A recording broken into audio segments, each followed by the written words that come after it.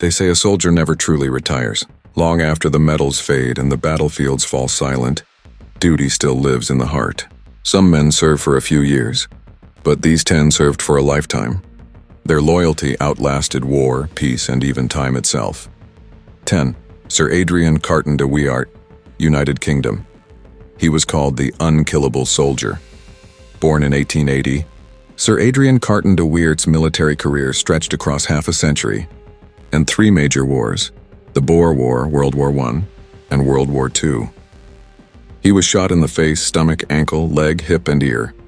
He survived plane crashes, prison camps, and the loss of an eye and a hand.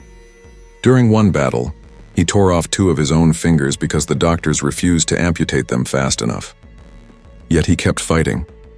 When captured by the Italians in World War II, he escaped from a prison camp at the age of 61. Most men would have begged to go home, but not Sir Adrien. After being recaptured, he returned to service again, representing Britain in China.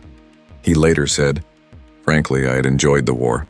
For 50 years, he lived and breathed battle, a soldier forged from pain and duty, who simply refused to die."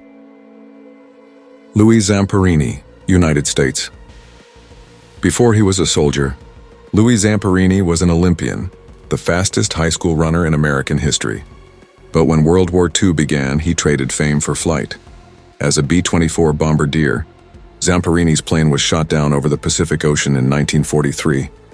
He and 2 crewmates drifted for 47 days on a raft, battling sharks, hunger, and the burning sun. When the sea finally released him, it was into the hands of the Japanese. He spent 2 years as a prisoner of war, tortured daily, starved, and humiliated. Yet even in chains, he refused to surrender his spirit. When he returned home, the war inside him continued, but he found peace through forgiveness. For decades afterward, he dedicated his life to helping veterans and troubled youth.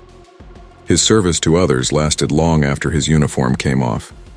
Louis Zamperini proved that a true soldier's mission doesn't end when the war does. It continues in the heart. 8.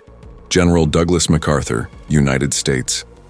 A name that echoes through every corner of 20th century history, General Douglas MacArthur. His service began in 1903, when the world still fought on horseback. By the time he retired in 1951, jet aircraft ruled the skies. MacArthur served through 2 world wars, the Korean War, and countless smaller conflicts. His brilliance as a strategist and his commanding presence made him both loved and feared. He led Allied forces in the Pacific during World War II, accepted Japan's surrender, and then stayed to rebuild the nation from the ashes. He was a soldier, statesman, and visionary, a man whose military service lasted almost 5 decades. His farewell speech said it best: "Old soldiers never die, they just fade away." And for MacArthur, that fading took half a century. I'm Colonel Jack Broughton, United States. Jack Broughton's career stretched across the jet age. Joining the Air Force during the Korean War, he became one of America's longest-serving fighter pilots. Over 44 years, he flew hundreds of missions, from dogfights over Korea to bombing runs in Vietnam. He earned 2 Silver Stars, 4 Distinguished Flying Crosses, and the respect of every man who flew beside him. When his career ended, Broughton continued to write, teach, and advise, shaping generations of pilots who would follow his flight path. He once said, "Flying isn't just what I do, it's who I am." For over 4 decades, that was true. Few men have ever spent more time defending the skies. 6. Sergeant Major John Jack Nicholson, United Kingdom. Some soldiers are born into war. Jack Nicholson joined the British Army in 1898, when he was just 14 years old. He grew up in the ranks, serving through the Boer War, the First World War, and even into the Second. For 52 years, Nicholson wore the uniform. He trained new recruits, fought across continents, and survived the end of empires. By the time he retired, he had served under 5 monarchs and seen the world change beyond recognition. When asked why he stayed so long, he simply said it was home. His name is not widely remembered, but every young soldier he trained carried a part of his discipline and pride into battle. 5. General Paul Tibbets, United States. He was the man who dropped the bomb that ended World War II. On August 6, 1945, General Paul Tibbets piloted the B-29 Enola Gay over Hiroshima. and released the atomic bomb. It was a moment that changed history and the world. Tibbets served in the U.S. Army Air Forces and later in the U.S. Air Force for nearly 30 years. But even after retirement, his service continued. He became an advisor, strategist, and mentor to a new generation of airmen. His legacy is complex, part victory, part tragedy, but his dedication to duty never wavered. For over 5 decades, his fingerprints were on the evolution of air warfare itself. 4. Field Marshal William Slim, United Kingdom. William Slim was not the loudest general, nor the most decorated, but he was one of the greatest. From the mud of the Western Front in 1914 to the jungles of Burma in World War II, Slim's leadership defined the spirit of endurance. He took a shattered, demoralized army, the British 14th Army, and turned it into a force that pushed Japan out of Southeast Asia. His soldiers called him Uncle Bill, a man who cared as deeply for his men as he did for victory. His military career lasted more than 50 years, and after retiring, he continued to serve as the Governor-General of Australia. To the very end, he believed leadership was not about glory, but about responsibility. Sergeant Major Frederick William Harvey, Canada. A Canadian legend, Frederick William Harvey joined the Army in 1907 and served until 1962, an incredible 55 years.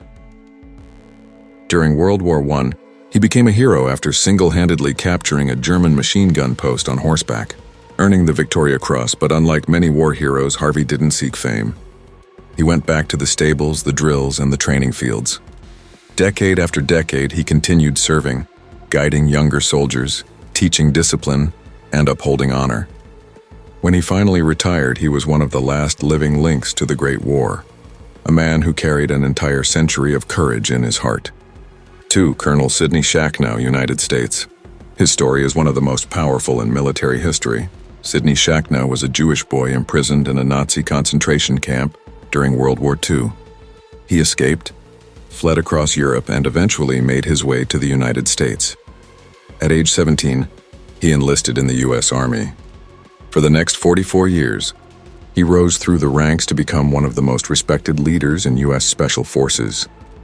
He fought in Vietnam, commanded units in Berlin during the Cold War, and helped shape modern counter-terror operations. He once said, "I came from the darkness, but I chose to fight for the light." His service wasn't just to a country, it was to humanity. From prisoner to protector, Shachnow embodied what it truly means to serve a lifetime. Sir Harry Smith, United Kingdom. And at number 1, the soldier whose service spanned more than half a century before the age of telegraphs or tanks, Sir Harry Smith. He joined the British Army in 1805, fighting under the Duke of Wellington during the Napoleonic Wars. He fought in Spain, at Waterloo, and across the expanding British Empire, from South Africa to India. For 55 years, he remained in service to the Crown. His courage was legendary, his leadership admired by both officers and soldiers.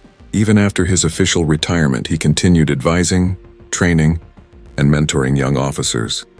Sir Harry Smith once said, "A soldier's heart knows no rest," and for him it never did.